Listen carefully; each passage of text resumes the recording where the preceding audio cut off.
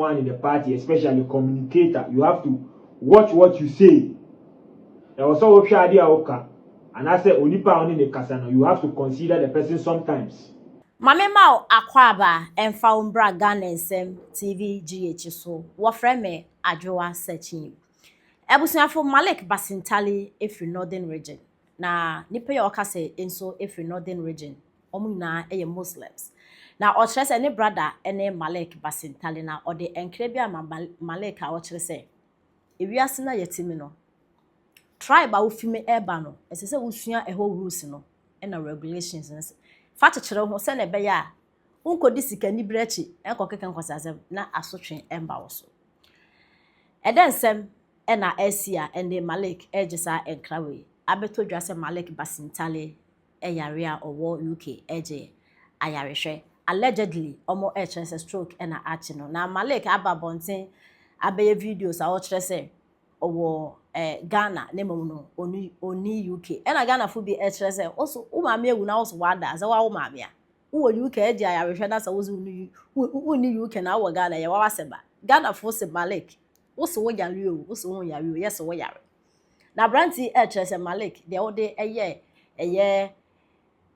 His Excellency the former president na Adanko Akufo-Addo and na Vice President Dr. Bawumia no. E se wo ba out be pacho, en sa de e ba wo so kwa wo hu. Wo be ka say Dr. Bawumia e repreko enomensa e wa bra. Iota of truth bia eni asem abeka ne mu. Wo kan sem akese. And the answer because we will be our deep politics here. We will be our follow politics. NPP and I say NDC. Peja Onsana Bompire Emma Malik Basintale. Obi Baby says, why Malik Basintale? Malik Basintale, CEO of Youth Employment Agency. Why? Now, I better just say Malik Basintale, UK or Aysa.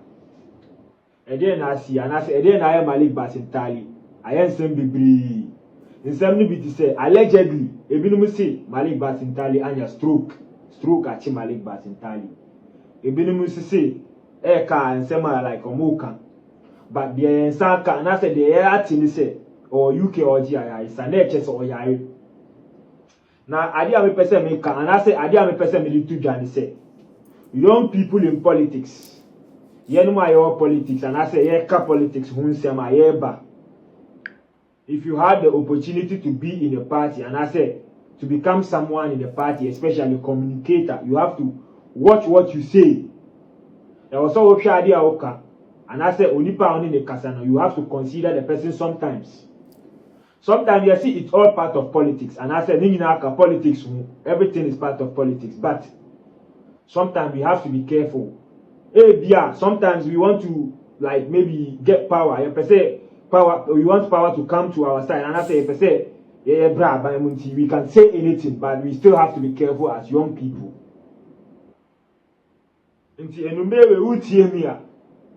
You have to raise your hand, and I say, Mpaibobi Abebama Malik Basintale, Namimano Huntonu. And Mamencia NDC Malik. On true chat Dr. Muhammad Bawumia. And never home baby I could view. Gisa, would you on phone so too? Now cannot cry. In Simbia Wakafa, Dr. Muhammad Bawumia. Ah, nay, ya tro. Allah will deal with you. You Marik, and now we are, you know, what say I saw UK. You will pay for it. And somehow Kafa, Doctor. Yeah. Yeah, dear, your name said doctor, and yet, my MPP, no doctor, the okay kind and yenocrano. You will pay for it. I'm telling you, this guy, you will pay for it. Ya dear no bemwa canocre. Ah, yes, I will throw Dr. Panacho, and said it's because of election to our Kikan Sansemo. And yes, I dear, Ubahudi Bessie, because you enchantro and fun pit to me. Marek. Na men kan ho atra utwae no wo betwa soaba ate a small boy can kwasiasem because of politics you will pay for it. Hey Kanye Ghana for nansen yeti ha na abron de betu dwa se eye yenua Malik Basintale ɛyɛ the CEO or Youth Employment Agency ne ho dodo no kakra yɛtimi de na ba bepiem ɛwɔ UK so mbra megya yarehwɛ na ensɛm ba monte no ɛna Malik Basintale ɔno ankasa ba out abɛyɛ videos akase asɛm na ɛkɔ anase ne nam amansanten tankɛse no so no ɛnyɛ no korɛ na ma obi angindi yɛda awurade ase sɛ ne nyinaa no ɛnyɛ no korɛ na mmom sɛ wo na wo maame awuo na wo so ada wo na kɔmbɛde wo yɛda nyame ase sɛ wo ho yɛ na wo se yɛ untu kwan enko UK na mmom wo Ghana ha ya yɛda awurade ase na when na early part of 2025 ya yɛwura mu ana akwa bi a yɛfrɛ no owuo bɔfoɔ ɛbɛka asɛm bi ɛfa Malik Basintale ho na yɛm sɛ antimi ankɔ viral moma yɛnkɔtie asɛm a papa yi kaeɛ owia yɛ hɔ no yɛbɛka ato aso we say omo de no pe bambo enye sa no papa fie omo de yare be ha ne sa obenye sika pa Basintale no obenye sika rough oye sika ni kese pa but omo de yare na be discipline no etu osi ano kwan na asa na edu on epia bonten a edi nsem na be de ebeba nti wei ɛna samani ɛkafa Malik Basintale ho sɛ onim oduyefo bi anaso onim mala bi ana onim sofo bi a on contact no na afi enye na afi Malik sɛda bi Ay3ka ka kyerɛw wahu sɛ nipa ho odin so a nipa ho odin so a unim ɔkyena asɛm nti no wo ya ade a na wato bo ase wo betena krom ha ebe kan nsɛm basa sɛbesɛbe emfata de kyerɛ Dr. Mahmoud Bawumia sɛ wo udi adanse sɛ Dr. Mahmoud Bawumia ɔmpenam bia gise prekunam unim sɛ obi so a ɔyɛ nkramoni mapa a watimi akɔmeka a sɛ ɔyɛ alaji utimi ko gina nipa domanim eka kyerɛ ɔmo sɛ enam a Dr. Mahmoud Bawumia ɔpepa ne preko ɛna Dr. Mahmoud Bawumia ɔsan so ɛwensa wo se wo ankasa udi ho adanse na ɛwɔ Quran mu sɛ woka wo nua ho asɛm na sɛ nyɛ asɛm papa anase asɛm no ɛnyɛ no kra onyankopɔn anase Allah ɛne ubedi sɛ ne emra no se namaste 1992 esremfo no ofofo no aboa akamfo candidates since 1992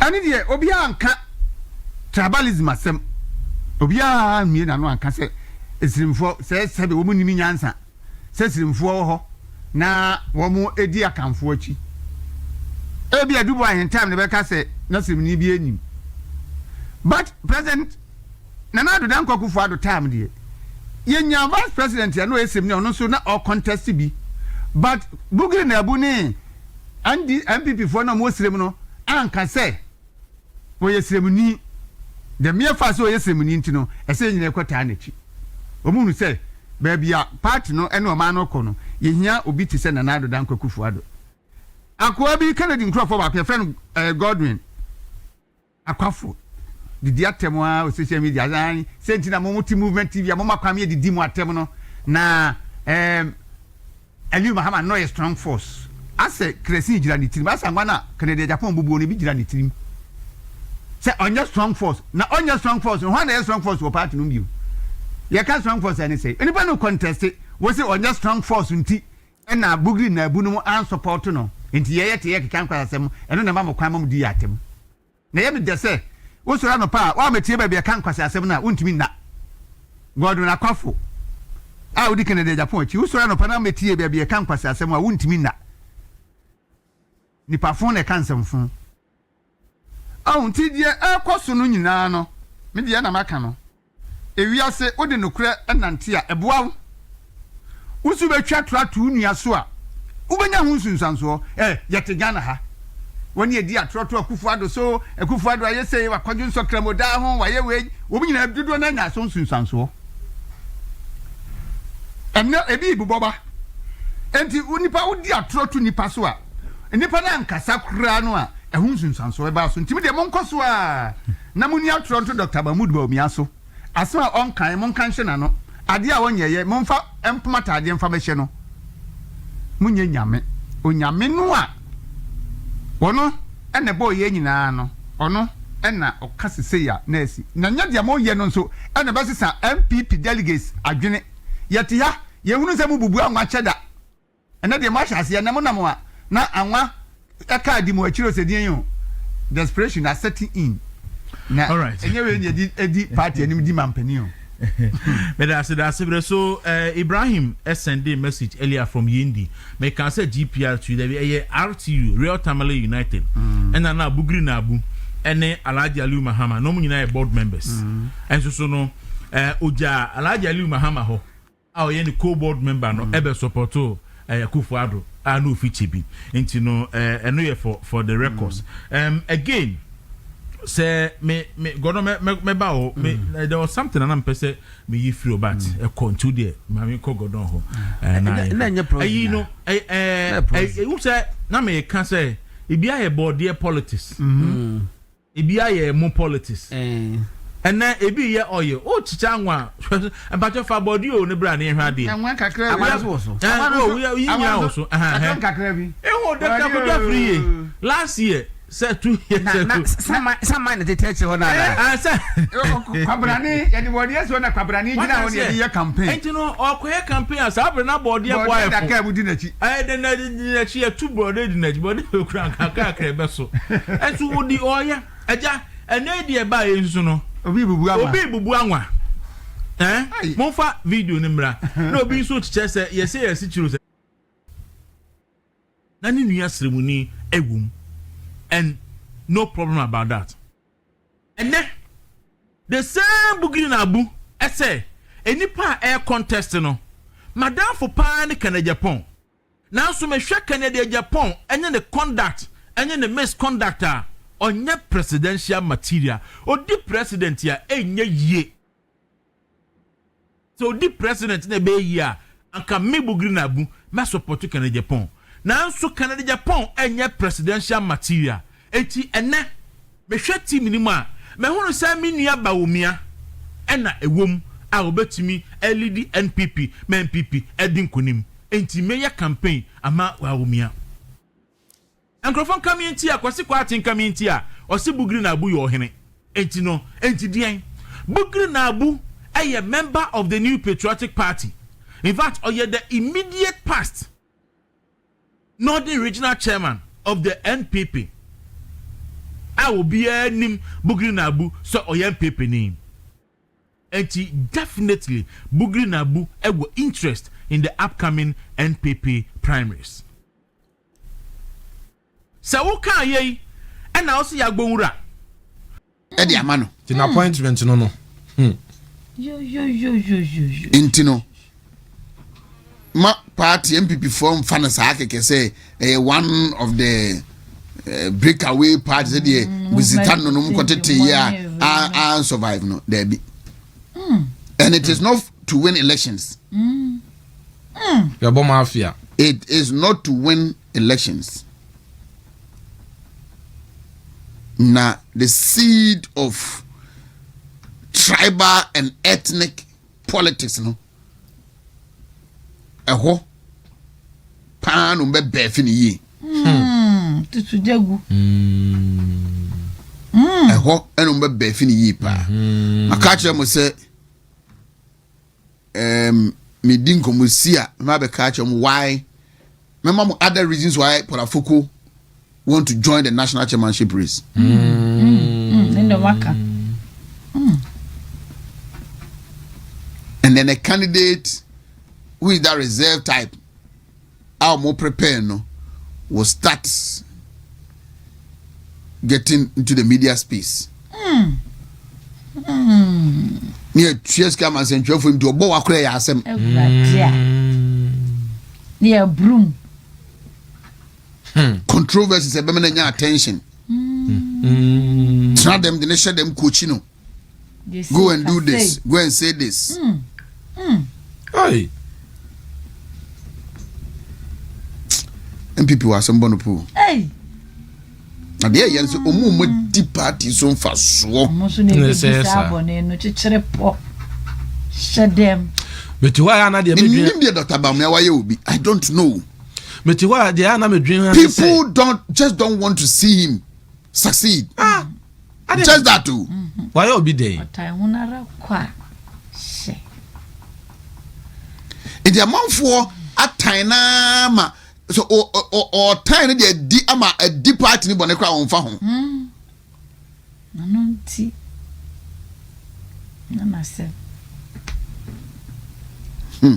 on the ma dey ba kwa na me sadwen say enti we no nyina NPP be fam awie ama sa ankofo no ade omu din abe preposition ama omo ma no omo na no ma na awase okasa omu fa me plan ke no omu se ebi mi adonkofo no mu ya de hye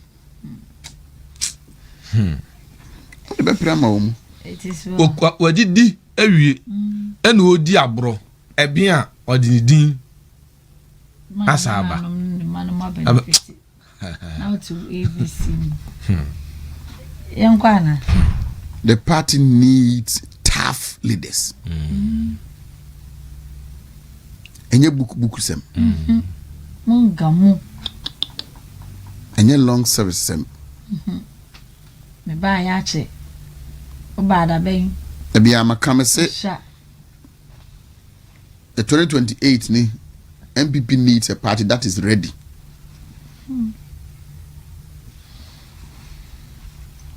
Na party ni mu be ye she. After presidential primaries no. Why you mo say presidential primaries na dey confusion baba. Anya no o. Gidi. Butu. Leadership of the party no. From constituency region national no.